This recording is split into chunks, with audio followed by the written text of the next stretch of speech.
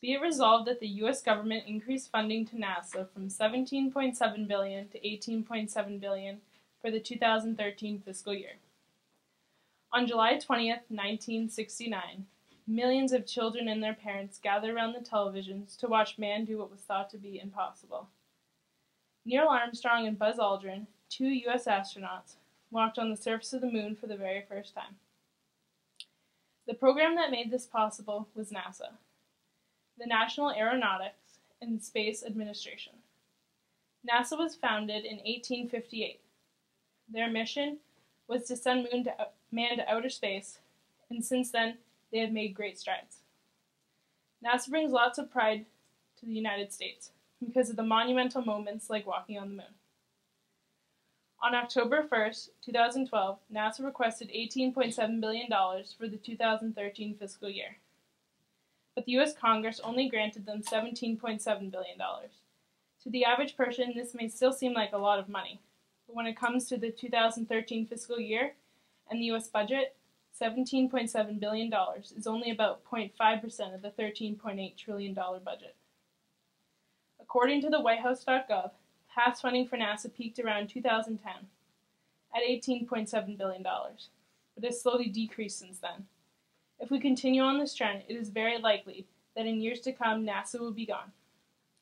The dreams of all the young children who want to become astronauts will dissipate. This is not what our country stands for. We want to be able to make dreams possible, not make them disappear. Many say that it is necessary to decrease NASA's funding because the economy cannot afford it right now. If this was true, why would the funding for the community and regional development increase? Or why would the Department of Defense get $525.4 billion? Our country prides itself on being well educated and advancing in technology and research. So why would we cut funding to such a vital program such as NASA? Even to those not studying space, NASA provides vital information. This is because NASA also studies climate change of Earth and weather patterns. According to NASA.gov, some of the research NASA has done involves creating satellites that will help determine weather patterns, and with global climate change occurring, this has become increasingly important. With the budget cut to NASA's funding, not only will we be limiting the environmental branch of NASA, but there are many more departments that will suffer severely. You may ask what difference $1 billion makes for NASA. The answer is a big difference.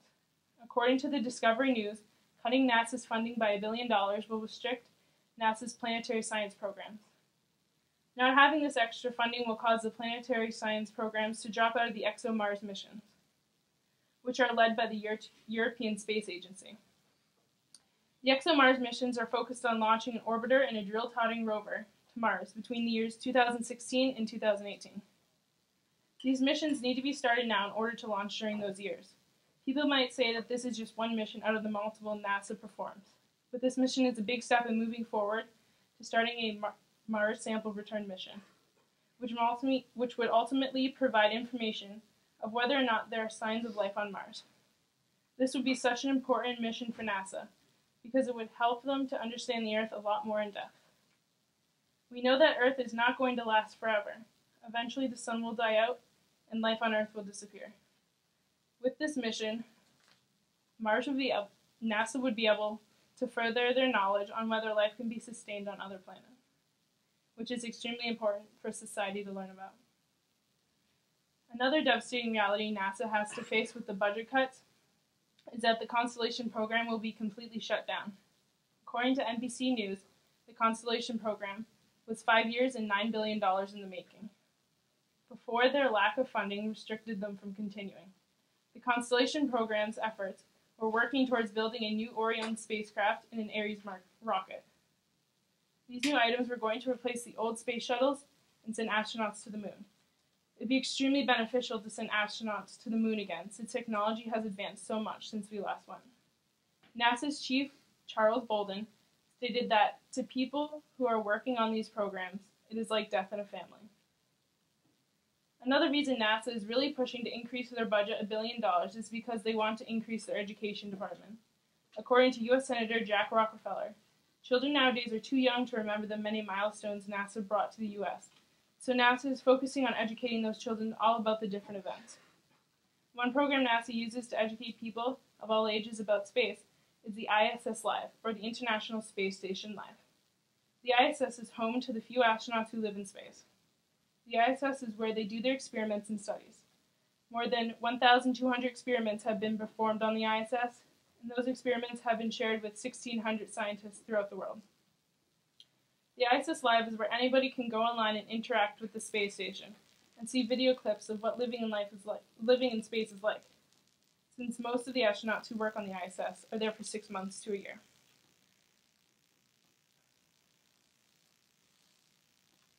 It shows us how advanced we have become with our technology and how beneficial it is to have the ISS. Since NASA believes that education is essential for a better future, they started a program called STEM, which stands for Science, Technology, Engineering, and Math. This program encourages students to learn and thrive in these subjects, which is essential to furthering society. By keeping the funding at $17.7 billion, this program will suffer greatly.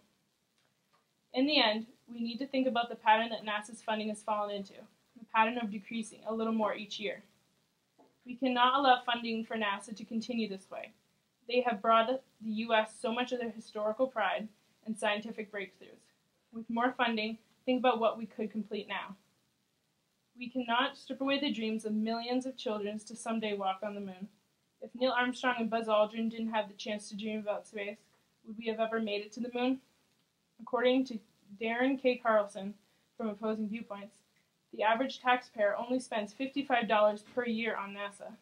If the federal budget was increased, that would only change by a couple of dollars, and it is a change we can afford. We, the negative side, reject the proposal, be it resolved, that the U.S. Congress increase funding for NASA from $17.7 billion to $18.7 billion by the fiscal year of 2013. My question for you to think about is, what does space exploration give to us as a nation while our debt is out of control? Space is something that is really pretty interesting to think about, because there's no real answer to what it is, where it ends or doesn't, and what is really out there. NASA's exploration program is there to answer these questions. However, after the Apollo program, 130 successful flights were conducted, and then the program was basically retired in 2011. NASA ducked out. So as of now, NASA is basically not conducting any space missions. Therefore, I do not see why funding should be increased for NASA. If anything, it should be kept the same. It could even make sense to lower funding, this especially because they are not conducting any space missions almost as of right now, which took a large chunk of the funding. NASA, however, is not just space exploration programs. The space station is still currently staffed by 6 and is used for research and communications. NASA also plays a major role in everyday life. Satellite TV, GPS, memory foam, and road safety measures, just to list a few, are all things we can thank NASA for. Those 4, along with 6,300 other patents that have been filed by NASA, have changed everyday life. Therefore, I think completely cutting NASA of funding would be a mistake, as it has given us more than we think. NASA, however, is not the only organization today that does space exploration and research in everyday life products. For example, Acro Corporation and Aerospace Fittings in California both specialize in space exploration technology. So space exploration by private companies is being pioneered in this day and age, resulting in less of a need for NASA and a government-funded program. Space exploration is a major part of NASA, but they do also do a lot of research on everyday items. They've contributed very much to the world, but that is also slowing, and independent companies are doing the same thing. While we do need to keep moving forward with our research in technology, I do not think that NASA needs an increase in funding, especially when the space program has failed greatly. So personally, I think that NASA does need to continue to be funded, but not necessarily increased. While NASA is very important to America and the world, it's very difficult to say that it's the most important when we owe over $16 trillion in debt. This is the leading factor that would stop NASA from being funded, as taxpayers do not necessarily want their tax dollars going towards NASA when their tax dollars could be paying off the government's debt.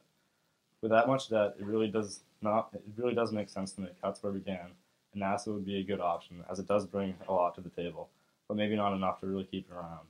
So, all in all, NASA's funding should not be increased, but kept the same or decreased by the 2013 fiscal year.